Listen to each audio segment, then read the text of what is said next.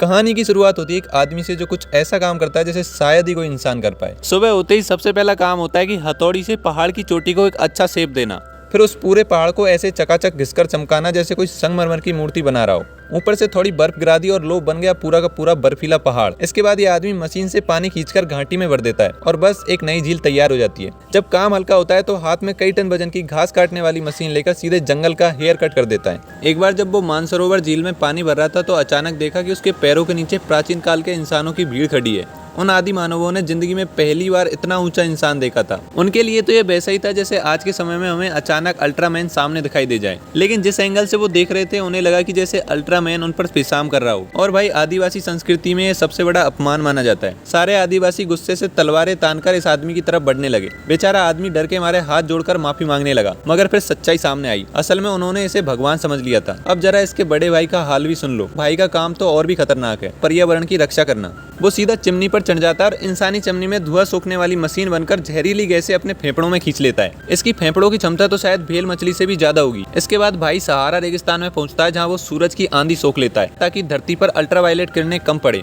इतने में समुद्र पर 12 डिग्री का भयंकर तूफान आ गया। भाई अपनी अजीबोगरीब गाड़ी निकालता है जिसका माइलेज सिर्फ एक डॉल्फिन की नाड़ी से चलता है। सीधे तूफान के बीच पहुंचकर खास मशीन से पूरा तूफान खींच लेता है। और जब किसी देश के इंटरनेशनल सिक्योरिटी सेंटर के कंप्यूटर में वायरस घुस जाता है तो भाई डिजिटल दुनिया में जाकर अपनी 2-2.5 साल की फिंगर स्पीड प्रैक्टिस से वायरस को ध्वस्त कर देता है। लेकिन उनके इस अजीबोगरीब संसार में बिना सुपर पावर की नौकरी मिल ही नहीं सकती। अब देखो इस आदमी को उसका घर बाढ़ में चारों ओर से घिर गया। पानी 1-1 मीटर चढ़ता गया, मगर अजीब बात यह कि घर में एक बूंद भी अंदर नहीं घुसी। कारण भाई साहब ने पूरे घर पर स्पेशल वाटरप्रूफ टैप चिपका रखा था। जब तक पानी टैप से ऊपर न आ जाए घर बिल्कुल सुरक्षित है। लेकिन आदमी ने एक गलती कर दी, वो था बेंट पाइप को सील करना भूल गया। बस वहीं से पानी अंदर घुस गया। शुरू में तो लगा कि इतने से पानी से भला मुझे क्या होगा, लेकिन धीरे धीरे पानी घुटनों तक पहुंच गया। मजबूरन वो अपना सामान उठाकर ऊपर की मंजिल पर भागा। नीचे उसके पालतू कुत्ते बेचारे बाढ़ में फंस गए। कुछ ने फर्नीचर की मदद ली, पर जैसे जैसे पानी बढ़ा सबके सब भौंकते भौंकते तैराक बन गए और डूबने की स्थिति आ गई। उधर आदमी आराम से दूसरे माले पर बाथ टब में नहा रहा था और तभी पानी अचानक इतनी तेजी से भरा कि उसे डुबो ही देता। जान बचाने के लिए उसे छत तक भागना पड़ा। आसमान से नीचे देखो तो पूरा शहर समंदर बन चुका था। उसका घर बीच में समुद्र में तैरती हुई एक नाव जैसा लग रहा था। और अब आते उस आदमी के अमर श्राप पर। भाई साहब चाहे जितनी भी मुसीबत झेले मरते ही नहीं। दलदल से निकला तो जहरीले सांप ने काट लिया, लेकिन 5 कदम में ही मरने वाला जहर अभी असर दिखाता उससे पहले ही ट्रक ने उसे उड़ाकर पेड़ में घुसा दिया। उसके सीने में लकड़ी की डांस फंस गई, मगर फिर भी आराम से चलता रहा। अगले ही पल मगरमच्छ ने टांग दबोच ली, फिर पानी में खींच लिया। पानी में पिराना मछलियों ने आधा शरीर खा डाला, लेकिन भाई साहब अभी भी जिंदा है। उसका भाई भी किसी से कम नहीं, सालों से बर्फ में जमे हुए पड़े रहे। एक दिन पहाड़ चढ़ने आई लड़की ने उसे खोज निकाला। पूरा शरीर बर्फीली मूर्ति बन चुका था। लड़की ने वहीं उसकी देखभाल की। धीरे धीरे दोनों में प्यार भी हो गया, मगर किस्मत तो देखो, बर्फबारी बढ़ी, लड़की डर के मारे भाग गई। भाई साहब तो फिर भी बच निकले। गुब्बारों को पकड़कर सीधे पहाड़ से नीचे उड़ गए। 2 साल पहाड़ पर जमे रहे, मगर बोनस में उन्हें एक गर्लफ्रेंड मिल गई। तो इस हिसाब से तो घाटा नहीं कहा जा सकता। इसी के साथ ये मूवी यहीं पर खत्म हो जाती है।